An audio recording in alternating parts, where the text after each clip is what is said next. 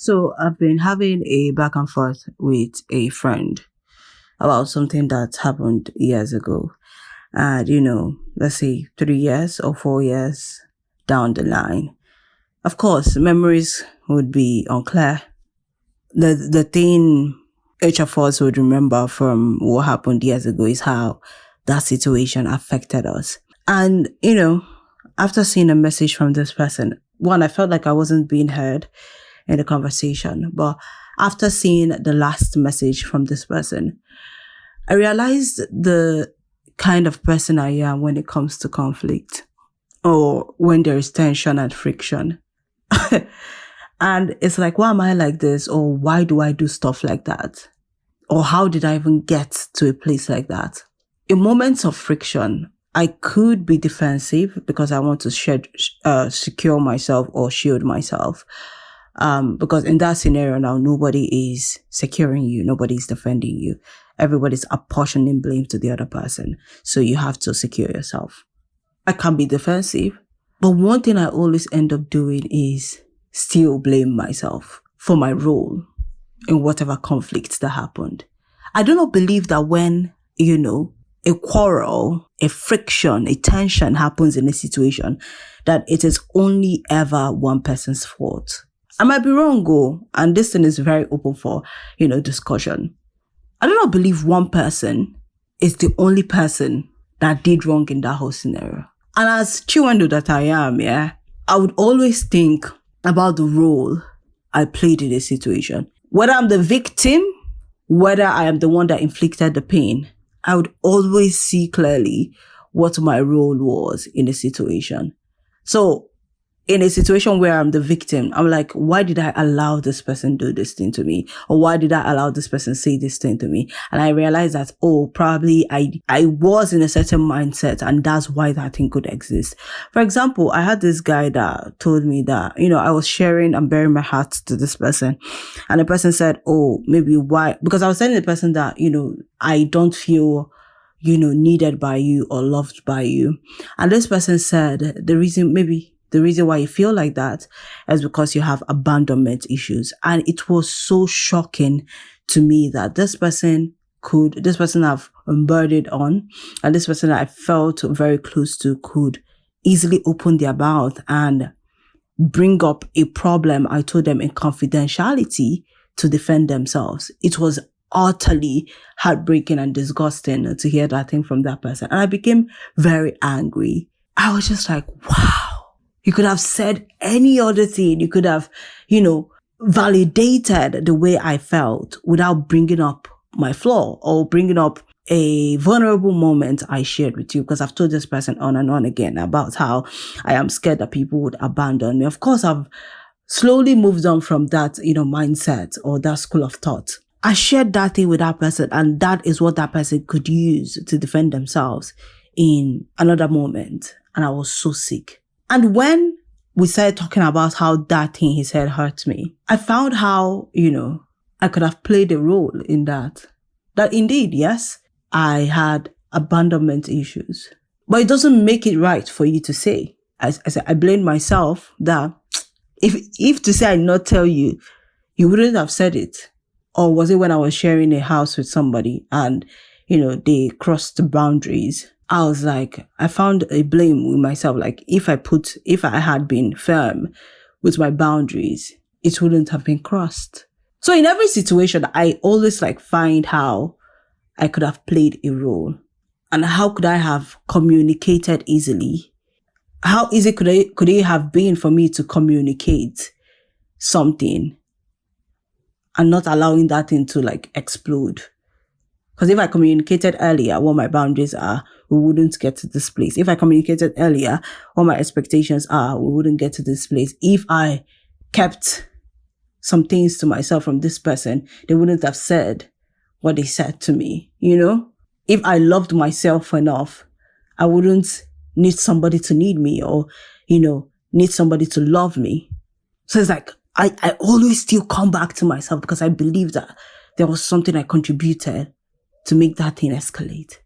And it always shocks me when people do not do that same thing for themselves, because When you do not do that same thing for yourself, it's inadvertently the word to use here. You're saying that you are perfect. And it's always amazing to me when people think they are perfect. It's always amazing to me when people think that their character is 100%, that there is no flaw. And honestly, I understand how hurt can make a person blinded to their own flaws, especially when they are the victim. I understand it 100%. But what I don't understand is how you refuse to hear the other person, how you are not seeing the role you could have played in this whole situation. You stop having a conversation when you keep magnifying the other person's flaws and not see what you could have done to bring this thing to this place. Should I have spoken to my friend like that? Should I have been mean? So it's just something I'm pondering on. Do we think that human beings can be perfect? And do we think that a person's character can be 100% in a conflict situation or in a conflict? Do we think that only one person can contribute to the tension that happens in a relationship? And when it comes to conflict resolution, what is the best approach? Is it best for the two people to acknowledge the roles they played in causing tension in that relationship? Or is it fine for one person to throw blames and, constantly magnify how the other person did wrong? Another example just came to my head. In a cheating situation, say a man cheated on a woman and they're talking about it. Of course, the main thing is to, constantly like, oh, this man cheated. Oh, you were wrong for cheating. Blah, blah, blah, blah, blah. What role could the woman have played in that situation? Should the woman even try to find out like the role she played in that situation? I believe there could be a role she played, but it's not in the place of, tearing herself down. A role in the aspect of, especially when that cheating has gone on and on and on again, a role in the aspect of, if only I listened to my gut when you cheated the first time, we wouldn't be here. She played a role by, staying and allowing the man cheat on her again. Now, she's not tearing herself down. It's just her coming to a realization and understanding that if she left that scenario when that thing happened the first time, we would not be here. If I realized the red flags earlier on, we wouldn't be here. Which means we're not dating. We're not going to be doing this thing. But I mean, it's not a voiced role.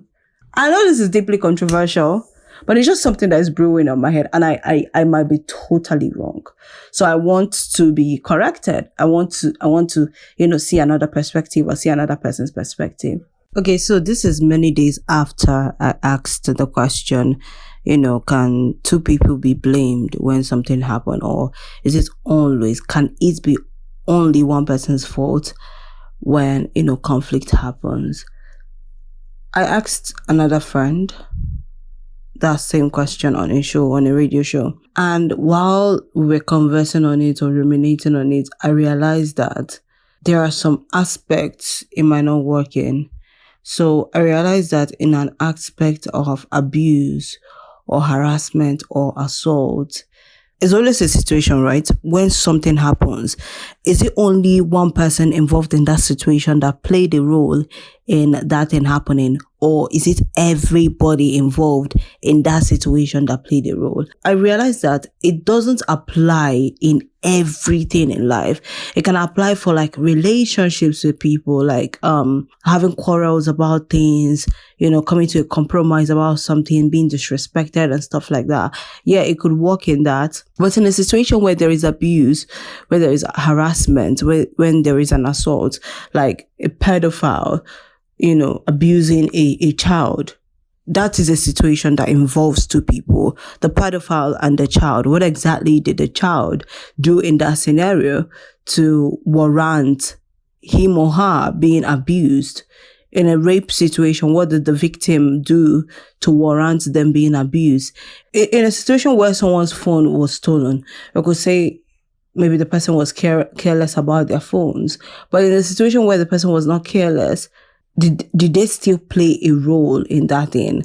Can we decide to focus on the person that, on the perpetrator than the victim. And I've always had this school of thought that whenever something grave happens to someone, like rape, abuse, stabbing, kidnapping, murder, we always blame the victim. We are always asking, what did the victim do?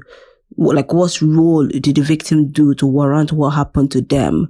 We are trying to check whether they're deserving of the thing that happened to them, of the evil that happened to them. But that's such a wrong way to look at it, because the perpetrator could have done it to anybody. Do you understand? They could have done it to any other vulnerable person that is not that person they meted out that evil on. And we can't blame victims if we can't hold perpetrators accountable. Whenever we blame victims, we allow the perpetrators to roam around freely. So in a place that power comes to play, because pedophiles use power, rape uses power to, when there is a robbery, there's a power, because the person that has the most power is the person that has the weapon, is the person that has orchestrated evil for the victim. So in a situation where there is power dynamics, I don't think that whole thing of the both people should blame themselves, or the both people should figure out the role they played in that situation now, works, because the victim never played a role in what happened to them. They didn't do anything to warrant what happened to them. It could be someone moving around freely in their house and they hear a knock. They open the door and boom, they are being kidnapped. What did they do exactly to be kidnapped? Or you're traveling by road. What did you do exactly for bandits to catch you? Maybe you could have stayed back in your house, but that's not a role. You are living your normal life. You are doing what human beings should do. Travel, be on the road, move from one, location to another. So when things become grave like that, when things become really sensitive like that, I don't think the victim should be asked what role did they play in what happened to them. May the question be asked to the person that carried out the evil, because it's their mind that needs to be worked on, because they were the ones that carried out the action that brought the both people to where they are, or that brought the other person to the situation, But in casual things like, your housemates, your friends, having like normal tiffs with people in your daily interactions with people, figuring out a work dynamic, having little quarrels or even serious quarrels with your friends, I still believe that, the both people play their role in it. But in something that is very nuanced, as maybe not nuance is not the word, but in something that shows that, power came to play here, the person that had the power is the only person that should be blamed. I mean, this question is still something I would always be thinking about. It's something like with experiences, from my own experience and from the experience I hear from other people and from the experiences I read, I'll always refine and understand better how we as human beings play a role in what happens to us. So this is by no chance a definite answer. I just needed to update because I just had another knowledge that needed to be added. Thank you for listening. See you tomorrow.